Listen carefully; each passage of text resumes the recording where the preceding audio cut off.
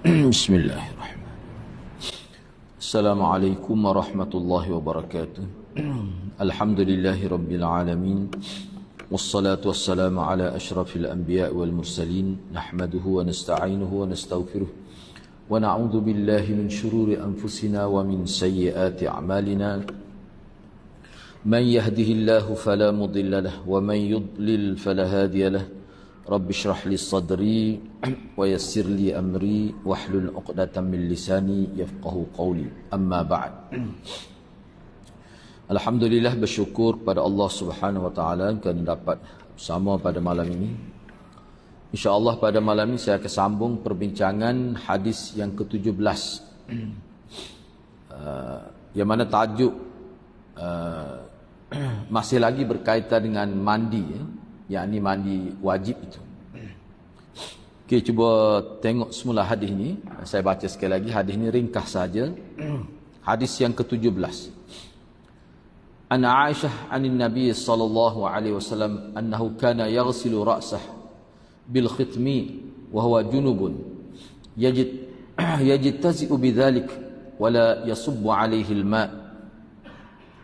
Daripada Aisyah radhiyallahu anha, daripada Nabi sallallahu alaihi wasallam, bahawa baginda sallallahu alaihi wasallam membasuh kepalanya dengan sejenis tumbuhan dalam keadaan berjunub. Baginda sallallahu alaihi wasallam berpada dengannya. Baginda sallallahu alaihi wasallam berpada dengannya dan tidak mencurahkan air ke atasnya. Di bawah tu dia ada buat tu 3 4 5 kita baca dah tu pada minggu sebelum ini berkenaan dengan khitmi tu, sejenis tumbuhan. Di sini dikemukakan dalam Kamus Besar Arab Melayu tu, terbitan Dewan Bahasa tu, mana sejenis pokok yang daunnya kering ditumbuk dan digunakan untuk membasuh kepala. Saya sebut pada sesi sebelum ini, kalau tempat kita ni macam blue tu lah. Blue tu. Jadi dalam hadis ni disebut, Aisyah menyebutkan bahawa Nabi bila dia curah air tu, mana dia ambil air tu, dia tumbuk-tumbuk, maknanya kesal daripada air itulah. Makna air ni bukan pekat lah. Makna air ni dalam bentuk kita kata cecair, tidak pekat. Dan Nabi curah kepala dia tu pada yang hot tu. Dia kalau shampoo ni dia tidak boleh buat begitu sebab dia ada kesal dia. Makna air ni makna ni dia bau dia sebab gini, kita boleh kata bau dia tu makna bau sedap, bukan kata bau tak sedap, sebab Nabi tak suka kalau bau jenis bau tak sedap ni. Mana wangi lah kira-kira. Pada hak-hak tu lah. Baik, dia sebut sini begitu. Baik. Cuba tengok sambungnya pada malam ni. Muka surat sebelah tu 227 tu, Imam Abu Daud mengemukakan tajuk bab bagi hadis ini. Jadi Imam Abu Daud mengemukakan tajuk bab bagi hadis ini dengan pertanyaan bermaksud, apakah penggunaan khitmi ketika mandi sudah memadai sehingga tidak perlu dicurahkan air lain ke atasnya? Ada dah ke tidak dengan khitmi itu? Sebab kalau tengok zahir hadis ni, Nabi tak guna dah air lain. Kalau kita kat mana Nabi tak bilah dah dengan air lain, pakai dengan air tu ya. Tu zahir hadis ni. Jadi Imam Abu Daud buat tajuk tu lah.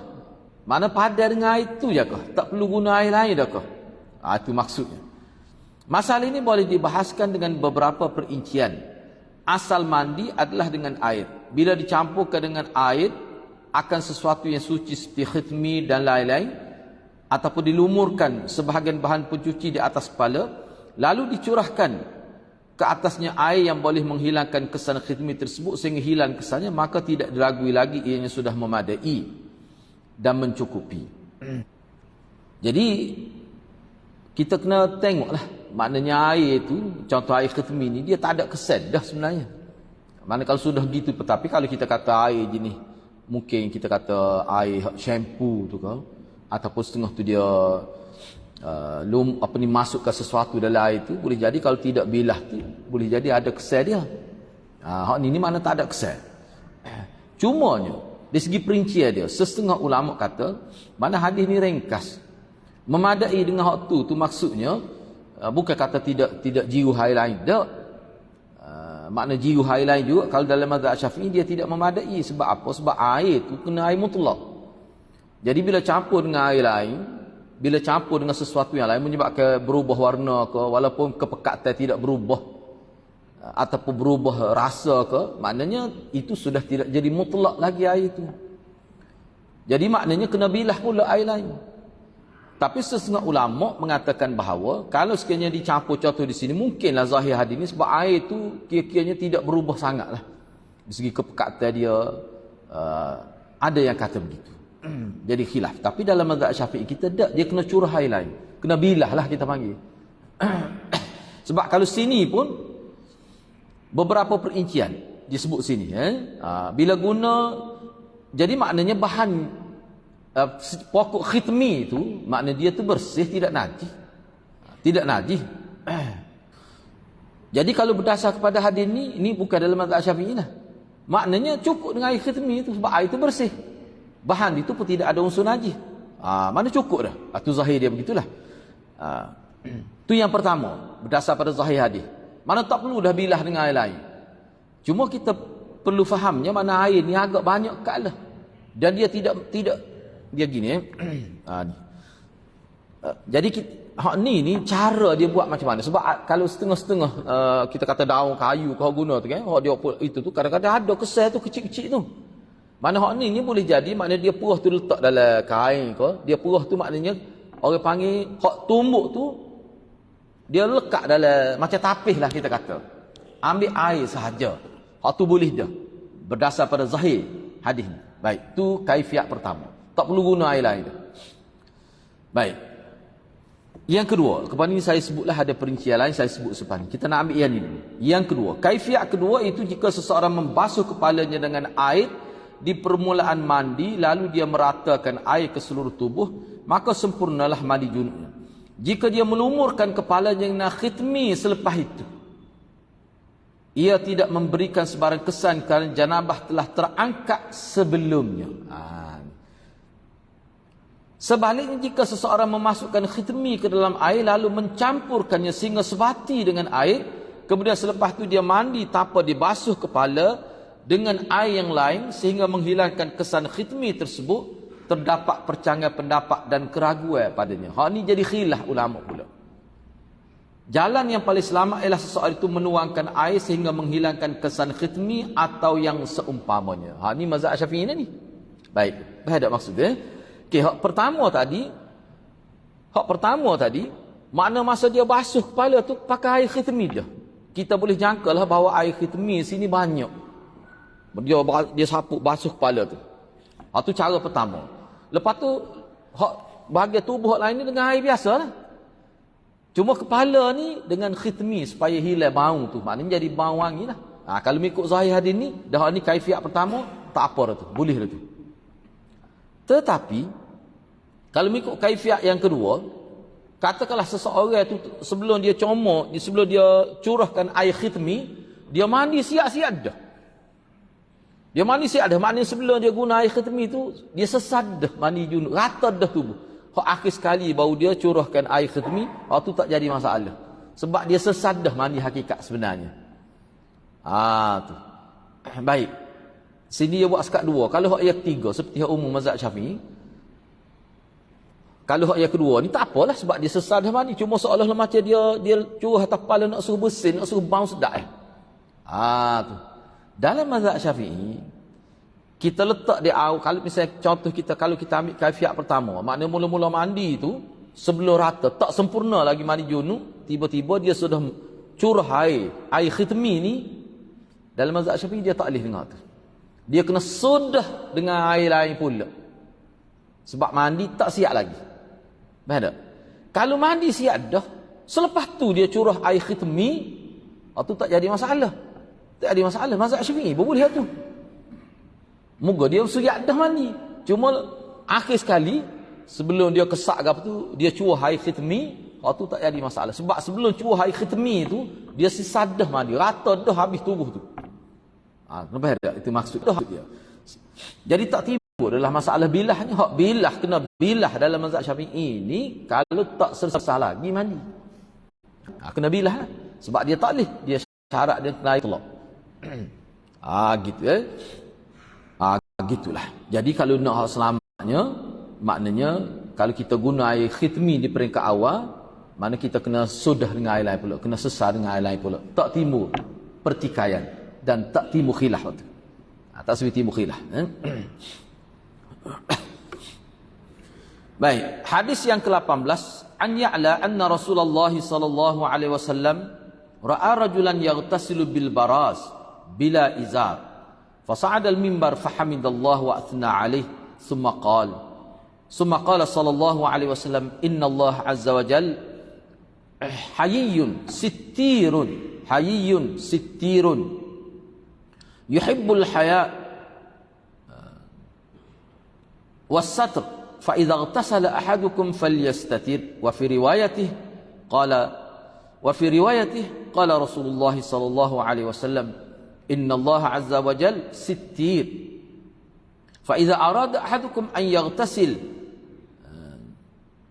falyatawara bi syai'. Daripada Ya'la radhiyallahu anhu bahawa Rasulullah sallallahu alaihi wasallam melihat ada seseorang mandi di tempat lapang, mana tempat yang agak terbuka, bukan dalam bilik, bukan dalam kawasan yang ada dinding, tak ada tabir lah, secara terbuka begitu, tanpa memakai kain. Ni. Kita baca dulu apa maksud maka kau telanya bogel no. Yang silap faham. Tak buat kerja lagu tu. Ada maksud saya terjemah dulu. Lalu baginda sallallahu alaihi wasallam naik ke mimbar memuji Allah dan memujanya, kemudian bersabda, sesungguhnya Allah azza wa jalla maha pemalu lagi menutupi. Sitir lagi menutupi, maknanya dia berselindung, dia tidak terbuka begitu. Allah Ta'ala sukakan sifat malu tu, dan Allah suka sifat kita bertabir. Tu ada terjemah gitu lebih mudah. Mana Allah tak suka mendedahkan aurat ini, walaupun ketika mandi pun, sebab tempat tu terbuka, itu maksud dia. Oleh itu bila seorang kamu mandi, hendaklah dia melindungi dirinya dengan bertabir. Itu ada terjemah supaya mudah faham baik-baik. Sini ni sebut, kalau kita tengok dalam asal hadis ni lah. Jadi ra'a rajulan yaghtasilu bil baraz. Baraz tu mana tempat terbuka. Bila izar, tanpa izar. Izar ni apa? Ni, izar ni pakai tutup bahagian abdomen. Jangan kata dia lanya tak pakai apa satu, bahan dogo-dogo gitu. Orang kelihatan ke jelu-jelu gitu. Dah. Izar ni. Kalau kita letak atas ni, kain tu dia panggil izar. Maknanya boleh jadi dia pakai kain tu kat pinggir ataupun seluar pendek ko. Maknanya tidak nampak, dia panggil aurat mughallazah itu. Aurat mughallazah tu mana aurat hak kita panggil kemaluan depan, kemaluan tak nampak, mana dia pakai kain. Cumanya kain tu sikit sangat, sekadar menutup punggung gitu ya. Boleh jadi pohon apa. Hak ali atas ni tak ada langsung. Itu maksud izar tu. Faham molek? Mau kata, "Oh, ada sahabat mandi lanja depan ramai-ramai gitu, siapa Nabi boleh tengok, siapa sebut dalam khutbah lah." Tak. Tidak begitu sebabnya kalau kita tengok style Nabi ni, walaupun pusat ke atas ni tidak aurat, Nabi tak pernah dedah secara terbuka gitu. Paling tidak pun kalau Nabi turun daripada rumah dia, kalau tak pakai baju, Nabi letak juga kain sebar ni, ataupun kain gede kita, kain apa ni? Kain serbai kalau letak ni, nampak belikat sikit. Tapi tak ada dogo-dogo gitu. Misalnya bahan kain saja, mana di abdomen, perut, kepala, bahu nampak belakang, turun daripada rumah, tak ada, sehadis pun tak ada. Ulama kata tak ada, Nabi tak pernah dedah gitu. Orang kita pakai kedah gitu, pakai gitu. Dia pakai kain pelakat saja, bawa motor, pergi beli, ajak ke Maidin, dia tak pergi. Saya kata lepas aku. Motor pakai. Dia gini, Ambo jumpa biar anak sebut ni, ustaz ni dia tak dengar ni, patut Ambo pun tak sebut mana ya. Kita pergi ke sebuah sekolah. Kejut kita. Sekolah tu sekolah asrama lah. Dia pusat tahfiz, lepas tu dia ada pengajian ni. Tiba-tiba kita bila pergi kita nak parkir di tengah padan ni sekolah, ni masjid. Ni adalah dia punya beberapa komplek dia tu. Ada seorang tu mana peringkat saya umurnya. Dia baru sudah mandi tubik daripada bil air. Dia nak pergi dia nak litah depan masjid. Lalu seluah ni orangnya tempat kita parking. Dia ungar tu, kalau dia tengok kereta kita dia ungar tu dalam keadaan tak baju, pakai kaisar. Kita dah ingat ko, jaga ko gapo. Lepas tu kita tanya budak tu siapa dia orang? Dia kata tu ustaz tu. Dia kata ustaz tu. Oh, kata parut ustaz ni. No. Dia kata ustaz tu, rupanya ustaz jaga asrama. Oh, kata parut ustaz ni bagi je. Jadi dia lalu depan pakai orang tengoklah ko. Tak leh gitu sebenarnya. Tak molek. Dari segi adab lah. Tidak kata jadi dosa besar itu tidaklah kata gitu. Cuma kita nak ambil ini sifat Nabi dalam bentuk bila turun daripada rumah tu, ada ketikanya Nabi longgar. Misalnya nak turun nak kita tengok binatang ke, ada sebut dalam riwayat Nabi hanya pakai bahagian bawah ni pakai dengan lengkap lah. Cuma Nabi tak pakai baju, cuma Nabi tak kain serba atau pakai sebar. Jadi sahabat nampak belikat Nabi, tapi tak nampak ketiak bahagian depan tak nampak. Itu ada. Sebab tu masa saya ngaji dulu, untuk guru saya kata tak ada satu hadis pun. Dan kita dah baca pun tak jumpa hadis Nabi pernah. Tak ada sorak meneh pun pada abdomen ni. Bau ke nampak semua tak ada gitu. Lebih-lebih lagi ketika salat. Walaupun salat dalam rumah pun, Nabi letak juga kalau tak pakai baju musim panas dah, Nabi letak kain juga tutup kepala bau ni. Tu kena jaga tu. Tu termasuk dalam sunnah. Itu maksud tak pakai baju tu. Tanpa memakai kain tu maksud dianya. Kalau tidak, tak sesal mikir. Nah. Di dalam satu riwayatnya Rasulullah sallallahu alaihi wasallam. Ya, riwayat ni riwayat Abu Ya'la jugalah. Kalau saya terjemah, kalau kita untuk lebih jelas lagi, dalam satu riwayat Abu Ya'la juga, Rasulullah sallallahu alaihi wasallam bersabda, sesungguhnya Allah Azza wa Jal sangat menutupi, mana bertabirlah, bila seseorang kamu hendak mandi, dia menutupi dirinya dengan sesuatu.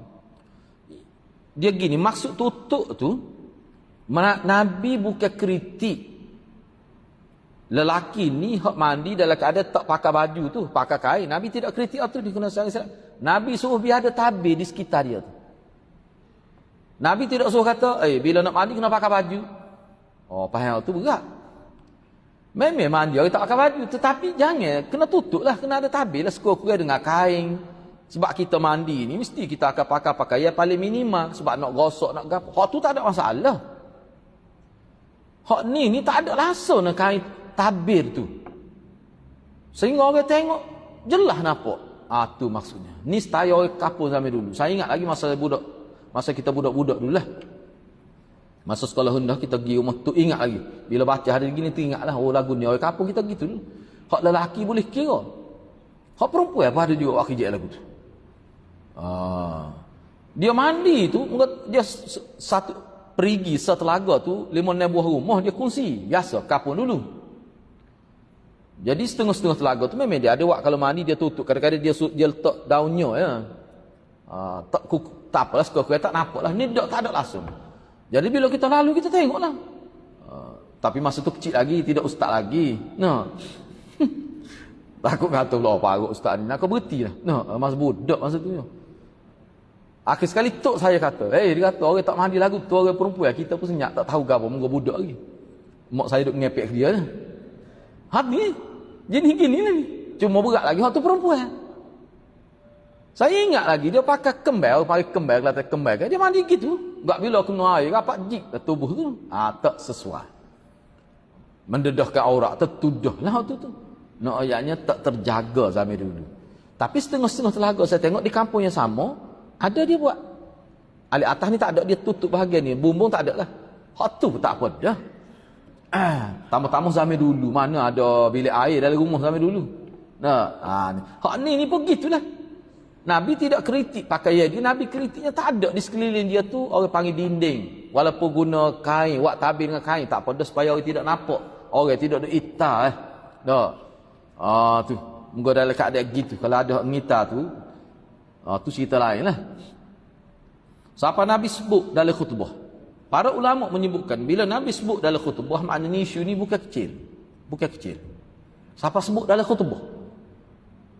Maknanya isu ni besar. Lepas tu kalau langgar juga, tak endah juga kepada Nabi sebut, berdosa besar. Termasuk dalam bab dia mendedahkan aurat. Itu maksud dia. Baik. Allah Ta'ala Maha Pemalu, lagi menutupi. Apa maksud dalam hadis disebut Allah tu sitir, hayyun wa sitir. Apa maksud? Allah tu pemalu lagi menutupi. Maksudnya malu untuk mendedahkan kekejian manusia dan sangat ingin menutup dan memelihara manusia daripada kekejian. Kenapa seolah-olah Nabi tanya, kenapa kamu dedahkan aurat kamu? Aurat-aurat ni keaiban. Sedangkan Allah tak suka mendedahkan keaiban manusia. Allah suka tutup keaiban manusia. Tu maksud sitir itu. Tu. Sebab kita semua ni kalau Allah dedahkan keaiban kita lah, perangai kita, hak tak molek di rumah kita, ketika kita berada berseorangnya, tak boleh nak letak muka mana malu. Bila buat salah nampak di CCTV masjid ke, berat tu. Allah tutup. Patut apa ya kamu dedahkan aurat-aurat tu keaiban. Itu maksud dianya. Itu salah satu maksud dia. Namun begitu makna sebenar dan hakikatnya serah kepada Allah Ta'ala lah. Gapo dia hak sebenar tu, maksud Nabi sebut gapo dia hak sebenar, hakikatnya serah pada Allah. Tetapi hak disebut dalam kitab ni, Ustaz Nasir Al-Fadhil Ustaz Nasir sebut ni, sekadar yang disebut dalam syarah hadis. Yang pasti segala sifat Allah sama sekali tidak menyamai makhluknya. Ditakwil begitulah. Allah tutup aurat kita, tiba-tiba pergi dedah. Tak kena lah begitu. Tak molek begitu. At-Turbashti berkata, makna hadis ini ialah Allah Ta'ala meninggalkan segala bentuk kekejian dan menutupi segala keaiban serta kekejian. Allah tutup. Sebab itulah Allah beri peluang taubat seluah-luahnya. Apa? Aku tutup dah. Mu sendiri kena usaha tutup dengan cara taubat. Sebab taubat ni merupakan satu bentuk kita menutup keaiban dan menghapuskan dosa daripada keaiban itu. Mencuri, aib. Mengumpat, aib. Itu perkara aib dalam konteks agama. Jadi kadang-kadang Allah tutup, orang tak tahu perangai kita. Tiba-tiba kita tak ada usaha tutup dengan taubat. Itu makna tak kena lah. Tak kena cara tu. Allah suka sifat malu dan menutup diri dari hamba supaya dia berakhlak sebagaimana akhlaknya. Itu adalah sindiran kepada hamba-hambanya dan galakkan kepada mereka supaya sentiasa berusaha untuk memperoleh sifat malu dan sentiasa melindungi diri. Kemudian perintah supaya menutup diri ketika mandi bermaksud seseorang wajib meletakkan sesuatu pelindung seperti tirai ketika mandi jika terdapat orang yang haram melihat auratnya, dan harus jika terdapat selainnya. Maknanya kalau kita mandi di rumah misalnya, ni dalam konteks tak ada bilik air lah, mandi isteri kita, anak, tu tak apa, supaya tadi sekadar pakai kain sehel ataupun seluar pendek 3 suku ke, di rumah tak apa tu. Enggak isteri tu, anak tu tidak jadi masalah. Ni maknanya orang ajnabi yang bukan mahram tu. Kalau mahram tu tak apalah, sebab dia bukan telanjang ni. Maknanya dia pakai hanya pada bahagian aurat mughallazah saja. Jadi hak mukhaffafah tu tak apa terdedah. Mukhaffafah ni pohon, bukan aurat mughallazah ni hak asal pada kubur dan dubur tu. Itu dalam istilah ulama. Hak tu hak kena wajib sungguhnya. Tak ada khilaf, kena tutup hak tu. Jadi perbuatan Nabi sallallahu alaihi wasallam jadi perbuatan Nabi sallallahu alaihi wasallam kadang-kadang mandi tanpa pakai kain di tempat yang sunyi atau tertutup untuk menerangkan harus. Ni memandi pakai kain ni maksudnya mandi dalam keadaan mendedahkan aurat, tak ada tirai. Itu maksud dia tu. Saya baca tadi pun fikir, kata ni kalau mandi tak pakai kain ni faham lagu lain ni. Bukan maksud begitu. Mana ada juga kadang-kadang Nabi mandi tu tak ada tirai. Itu maksud dia. Memang pakai kain sehel tu. Hak tu nak ayatnya harus gitu. Tapi bukan tempat terbuka. Tak ada Nabi mandi tempat terbuka gitu. Memang tak ada. Sebab di rumah Nabi pun ada tirai. Tetapi kadang-kadang tak guna tirai. Nak ayatnya harus. Untuk siapa tu? Untuk mahram lah. Kalau tempat terbuka tak ada Nabi buat begitu. Misalnya di khalayak ke, ataupun di luar rumah ke, siapa orang tengok nampak tubuh Nabi, tu tak ada satu riwayat pun sebut gitu. Nah, cuba tengok di sini. Sebahagian ulama berdalilkan hadis bahz ni, hadis bahz. Ni hak bawah ni. Untuk mengharukan seseorang yang berseorangan di tempat yang tertutup mandi dalam keadaan telanjang. Ini antara dalil lah. Mana misal untuk kita bilik air tempat kita lah ni, ada atas bawah tutup tak nampak gapo. Cecok pun tak ada. No. Kita kata. Tak ada ke apa? Boleh ke tidak? Harus. Harus. Bukan sunat. Harus. Maknanya dibenarkan. Diharuskan. Begitu. Mana dalil dia ni? Tapi syarat tempat tertutup lah. An Bahz bin Hakim. Haddathani abi an jaddi qala qultu ya Rasulullah auratuna ma na'ti minha wa man nadhar qala ihfaz auratak illa min zawjatik aw ma malakat yaminuk faqala ar-rajul yakunu ma'a ar-rajul qala in istata'ta alla yaraha ahadun faf'al qultu war-rajul yakunu khaliya qala fallah ahaqqu an yustahya min. Daripada Bahz bin Hakim katanya, ayah saya menceritakan kepada saya daripada datuk saya, kata datuk saya. Saya berkata ni makna datuk dia adalah Datuk Bahz. Saya berkata, wahai Rasulullah,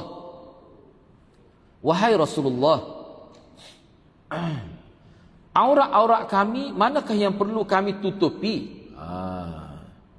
Aurat-aurat kami inilah, aurat-aurat kami manakah yang perlu kami tutup dan manakah yang tak perlu kami tutup? Maka Nabi SAW menjawab, peliharalah auratmu kecuali dari isterimu atau hamba sahaya. Jadi datuk saya tanya lagi, kata Bahz, datuk saya tanya lagi Nabi, kalau lelaki sama lelaki macam mana? Nabi SAW menjawab, jika engkau mampu supaya tidak dilihat oleh siapa, lebih baik tutup juga. Maknanya Nabi Naik lebih baik tutup walau sama lelaki pun. Kena ingat ni, hak ni aurat mughallazah. Kalau kita mandi sama lelaki, kena pakai kaisah. Sebab tu kalau kita tengok dalam kitab, sama lelaki pun dia tak boleh terlalu bebas. Syaitan boleh ganggu juga. Misalnya kalau sama jatuh, mandi telanya bogel. Tak, misalnya tak boleh. Mengikut ulama itu haram juga. Mana aurat mughallazah ni tak boleh. Pakai seluar pendek tak apalah sama lelaki kita kata, ataupun lebih luas lagi daripada tu kan. Pakai seluar 3 suku tak apa. Walaupun sama lelaki. Sebab tu Nabi kata kalau tutup juga, makna tutup juga tu jangan telanjang bogel. Tu maksud dia nya. Walaupun sama lelaki. Sebab kita dapat maklumat perempuan-perempuan setengah-setengah tu yang tidak, ialah mungkin dia tidak terdidik dengan cara yang betul. Kadang-kadang duduk asrama tu sama-sama perempuan tu porai jakung. Dedah aurat tak apa sama perempuan. Ni minta maaf saya sebut dah. Ni adalah dia punya hak jaga asrama. Dia pernah tanya saya, lagu mana ustaz? Dia kata perempuan ni perekat sekolah menengah itu. Kadang-kadang dia duduk di asrama sama dia tu kan. Kadang-kadang ya minta maaf itu, kadang-kadang coli dengan seluar spendu dia pakai. Ataupun dia pakai seluar pendek-pendek itu lagu mana sama-sama perempuan. Kalau mengikut ulama itu tidak boleh juga. Sebab dia boleh menimbulkan perasaan juga walaupun sama jantina. Syaitan akan guna juga ruang itu untuk merosakkan pemikiran manusia. Dia boleh jadi banyak kau juga walaupun sama perempuan. Sebab tu Islam jaga wawa. Jadi bila Islam sebut, kita kena akurlah sebab Islam ni Allah yang bila Nabi sebut mana daripada Allah. Allah tahu sebab dia buat kita. Walaupun sama lelaki, sebab tu boleh berlaku kan hubungan sama lelaki. Ni antara sebab tak jaga tu dari segi aurat. Misalnya tidur kau misalnya, kita ingat benar dulu kalau sistem pondok lah. Saya kita duduk cerita, dah kita duduk asrama pun. Mana kalau tidur jenis pakai kain pelekat ni, kena beringat benar. Nak ayat terai-terai pun malah rasanya. No. Kita ambil langkah selamat, kita ikat kat tengah tu. Dia tak gerak mana-mana. Sebab kita jumpa dah bagi lagu ni. Dia pakai kain pelekat tidur, dia tak pakai apa-apa. Kain pelekat jadi tutup muka, bayar je lah. Bila kain pelekat tutup muka, tu kias sendiri. Kita kata, Allah, dia kata rezeki hari ni. Anak kata tidak rezeki ni lagu ni. Rezeki tak molek lagu ni kata. Lepas tu, lepas makan tu, tak lemak pada ahlul bait. Lepas ni siapa nak tidur pakai luar 3 suku. Kalau tidak jadi 3 suku orang lain. Ataupun pakai kain pelekat ikat kat tengah tu. Ikat biar kejap, jangan cabut tu. Tidur ni tak serupa tu, aku nak turun balik kursi-kursi pakai kain pelekat maklumlah. Suruh kemas setara mana perut pun tak ada apa tu. Itulah hak ni yang dimaksud ni. Talih. Kena jaga bagi-bagi lagu tu. Enggak kalau musim-musim lain ni dengan ada telefon bahaya benar tu. Kena ada tolu-tolu pula kan. Dia kata tak apa muka tak nampak. Tu. Nah, ayatnya kena jaga. Memang betul pun. Saya baca dan internet kita boleh tengok benda ni. Pandangan ulama kita daripada dulu lagi. Kalau kita tak jaga walaupun sama laki, makna bebas sebebas-bebasnya, seolah tak ada hak sama laki, dia ada kesan buruk. Begitu juga perempuan, dia ada kesan buruk. Perempuan pun dia kena jaga juga.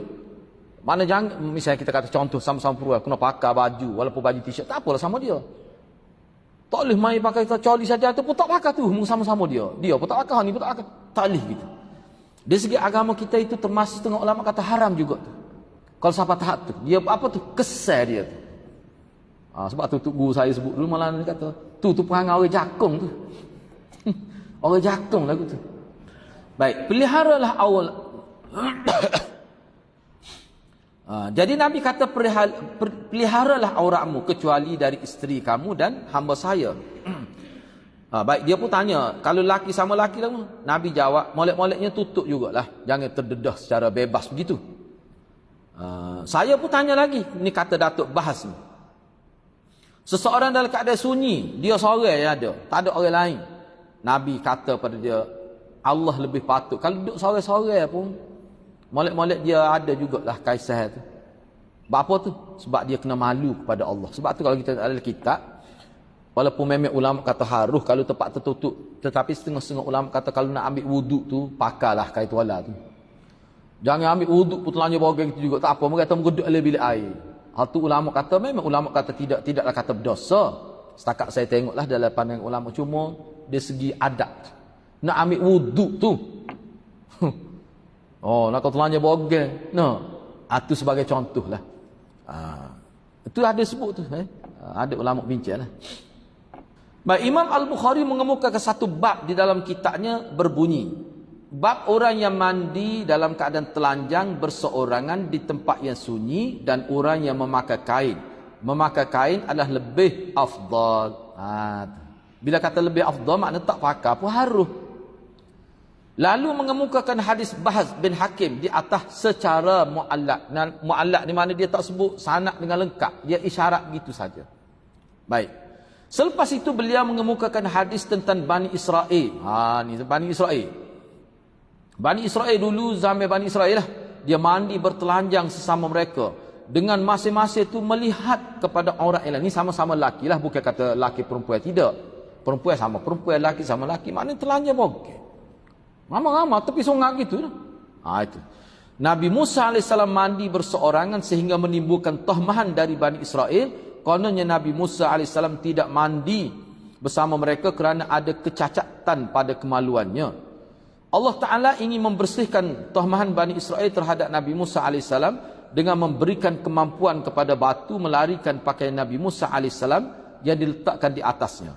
Maka baginda Nabi Musa AS lantas mengejar batu tersebut lalu melintasi kaumnya dan mereka melihat bahawa tiada sebarang kecacatan pada fizikal Nabi Musa itu. Baik, apa maksudnya? Maksudnya, kalau kita tengok Nabi Musa pun, walaupun masyarakat dia tu mandi dia keadaan gitu, dia cuba mandi berseorang ya, supaya tidak ternampak aurat dia. Hak tu hak fitrah. Jadi masyarakat dia kata, dah batu besar belah tu. Saya sebut gitulah mudah. Pok kita lakon ni. Dah ada cacat tu pada kemaluan dia tu. Seperti ni lah. Akhir sekali berlakulah sekali ayatnya dia tak. Apa maksud? Maksudnya hak Nabi Musa buat, hak tu hak molek. Hak tu hak molek. Mana zaman dulu lagi pun Nabi ni dia jaga dah. Sifat malu ni sifat fitrah. Padahal zaman Nabi Musa tu. Itu maksud dia nya. Jadi apa sepatutnya masyarakat dia kena faham lah bila Nabi Musa buat begitu, hak tu hak moleknya. Jadi kalau nak mandi ramai-ramai ni biar adalah kaisah. Tidak nampak aurat mughallazah itu, tak apa dah. Sepatutnya kena jaga gitu. Kita pun kena gitu lah. Supaya anak-anak kita latih. Kalau nak mandi walaupun kecil pun pakai seluar kita kata. Latih untuk dia. Mana biar lekat. Bak menutup aurat ni biar ada dalam minda dia. Membesar dalam keadaan terkawal begitu. Itu lebih baik. Selepas itu Imam Bukhari mengemukakan hadis seterusnya iaitu An Abi Hurairah. Ni disebut ni dalam segi fiqh dalam Sahih Bukhari. Untuk pemahaman ni. Sebab Imam Bukhari ni susun bab, susun hadis tu semua dia ambil kira sudut-sudut tertentu. Ada unsur nilai fiqh yang tinggi di situ. Baik, ni selepas tu Imam Bukhari kemukakan hadis ni pula An Abi Hurairah anin Nabi sallallahu alaihi wasallam.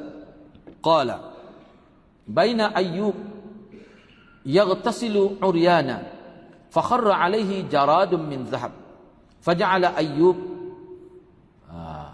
yahtathi fi thawbih fanadahu rabbuh ya Ayyub alam akun agnaituka amma tara qala bala wa izzatik walakin la ghina bi an barakatik. Daripada Abi Hurairah radhiyallahu an, daripada Nabi sallallahu alaihi wasallam sabdanya, ketika Nabi Ayyub alaihissalam mandi dalam keadaan telanjang lalu jatuh ke atasnya belalang dari emas, Nabi Ayyub alaihissalam mula menghimpunkan di dalam kainnya. Tuhan pun menyeru, wahai Ayyub, bukankah aku telah jadikan engkau tidak memerlukan kepada apa yang engkau lihat? Bukankah aku jadikan engkau orang yang tidak perlu pada harta begitu, pada benda emas gitu, dalam bentuk belalang itu. Nabi Ayyub alaihissalam menjawab, tidak, demi kemuliaanmu aku memerlukan keberkatanmu. Baik, tak apalah. Di sini sebutnya Nabi Ayyub ni maknanya mandi dia keadaan telanjang. Baik, tak apalah, kita baca dulu. Hafiz Ibn Hajar telah mengemukakan perbincangan berkenaan hadis ini, iaitu ni kata Hafiz Ibn Hajar, dia kata zahir hadis bahz ni menunjukkan bahawa bertelanjang ketika bersunyi diri tidak harus secara mutlak. Tetapi pengarang, yakni Imam Bukhari, menjadikan kisah Nabi Musa dan Nabi Ayyub ini sebagai dalil harus berkeadaan sedemikian ketika mandi. Syaratnya dalam keadaan tidak ada orang lain, ataupun keadaan tertutup, mana ada tabir ataupun dinding. Sudut pendalilannya ialah sebagaimana yang disebutkan oleh Ibn Battal, bahawa kedua-duanya merupakan orang yang diperintahkan supaya diikuti. Kukuk mana pun syariat Nabi Musa dalam bab ni dan juga Nabi Ayyub itu boleh dijadikan ikutan juga. Sebab malu-malu ni benda yang fitrah. Bukan kata dulu tak apa, tak malu, tak jadi syariat malu. Lah ni baru jadi syariat. Malu tu jadi syariat zaman Nabi Muhammad. Tak. Tidak hal tu yang nak dimaksudkan di sini. Pandangan ini menepati pendapat bahawa syariat Nabi sebelum kita merupakan syariat kita juga, kalau tidak ada dalil yang membatalkan. Sudut pendalilan yang lebih jelas ialah Nabi SAW menceritakan tentang dua orang kisah manusia terpilih, iaitu Nabi Musa dan Ayyub alaihi wassalam, dan baginda SAW tidak susuli selepas kedua-duanya dengan apa-apa penolakan. Bila Nabi sebut ni, Nabi tidak buat komentar, dia berlalu begitu saja kenyataan itu. Ini menunjukkan syariat kedua-duanya, yakni apa yang berlaku pada Nabi Musa dan Nabi Ayyub dalam masalah ni, hak kita sedang bincang ni, dia juga menepati syariat kita. Jika terdapat sesuatu yang tidak menepati syariat kita di dalam kedua-dua kisah Nabi tersebut, pasti Nabi akan buat penjelasan. Nabi tak buat, maknanya Nabi nak ayat tu, tengok Nabi dulu pun, sampai dulu pun tutup dah, tidak melanja bagi gitu. Tu Nabi nak ayat. Maknanya kita lebih lagi lah, moga kita lebih maju, lebih moden ni. Berdasarkan kepada pandangan ini, maka boleh dihimpunkan antara beberapa hadis dengan menganggap hadis bahz, yakni peringatan bahawa Allah lebih berhak untuk merasai malu terhadapnya sebagai lebih afdal. Beliau, yakni Imam Bukhari, mengisyaratkan kepadanya di dalam tajuk bab. Sebahagian tokoh-tokoh dalam mazhab Syafi'i menguatkan pendapat yang mengatakan haram. Ada sebagai tokoh ni tak boleh mandi telanjang. Haram. Pendapat yang masyhur di sisi mutaqaddimi mereka, yakni mereka tu masuk dalam mazhab Syafi'i, makruh. Mandi telanjang tu makruh. Tetapi sebenarnya ada lagi pendapat lain. Dia kata harus. Mana makruh tu ada juga dosa kecil tu. Nah, harus mana tak dosa. Tapi kukuk mana pun daripada anda tengoklah, walaupun ada ulama kata harus pun, tetap dia kata lebih moleknya ada juga tutup. Khususnya ketika nak ambil wuduk tu lah. Kita berasa tak nak sabar duk nak ambil wuduk dalam keadaan begitu. Begitulah. Tapi kukuk mana pun kita kena ingatlah perkara ini termasuk ya khilaf. Ya khilaf maknanya kalau dalam keadaan bilik, sebab kita lah ke bilik tutup sungguh. Tidak kata dengan daun-daunnya tutup dak dinding kah kekong tu. Itu lagi kendak, kadang-kadang kendak panas ketok mandi udara tak tubik lah mana. Tutupnya. Paling tidak kita pakai harus lah. Cuma kalau tanya anak, bagi anak kata lebih baik sekurang-kurangnya lah. Kalau kita tidak ada kaisah sekurang-kurang masa nak wuduk tu, pakai kain tuala. Sebab ada sebut ulama bincang, tapi ulama pun tak kata haram buat gitu. Tidak, cuma mana ayatnya lebih beradab. Tama-tama kalau tengok hadis bahas ni kena malu pada Allah itu. Oh lagilah. Begitu juga hadis sebut ketika bersama isteri dah. Walaupun kita kata atas katil itu, tapi Nabi sendiri pun tak ada kita jumpa, tak jumpa dalam hadis Nabi telanya pula dekat-dekat selimut pun tak ada. Tak ada. Mana biada juga. Setengah ulama kalau dalam kitab-kitab baru ni kata mana tutup tu. Misalnya setengah katil tu dia ada pula ketirak tutup, tu lebih molek lagi. Gitulah maksud. Cuma syariat semua terima, doa kena baca. Allahumma jannibna minasyayatin. Tu jangan letak di kereta tu. Takut salah lah. Nyetok besar ketemu kita duduk ke belakang dia. Katanya budak on ni sini. Apa dia ayat dia tak tahu dah tu. Kita pun tengok pun tak ada masalah. Tak ada pelik lah. Tak kenal lah dia doa Nabi ni. Dia kena ni orang panggil garis panduan secara kasar. Doa Nabi ni ada setengah-setengah tu dia bersifat khusus. Ada. Hak tadi khusus tu.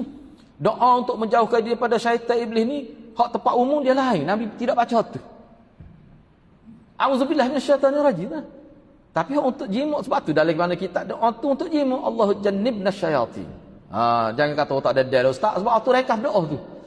Tu rekah doa kalau hak tu pun tak nak amal, tak tahu lah. Begitulah. Baik habislah hak ni jadi habis ni untuk minggu depan lah kita masuk fasal yang ketiga. Masih tajuk ni lagi cuma fasal yang ketiga. Fasal yang ketiga ni hadis-hadis dia tu maknanya lebih longgar lah. Lebih longgar hadis. Kalau fasa pertama Bukhari Muslim, fasa kedua bercampur-campur hak ni kira-kiranya hadis dia tu lebih rendah kedudukan. Itu metod penyusunan kitab ini. Jadi insya-Allah hari ini kita bincang dalam sesi akan datang. Jadi saya setakat itulah dulu. Mudah-mudahan Allah berkati kita semua. Aku qouli hadza wa astaghfirullahal azim li wa lakum. Assalamualaikum warahmatullahi wabarakatuh.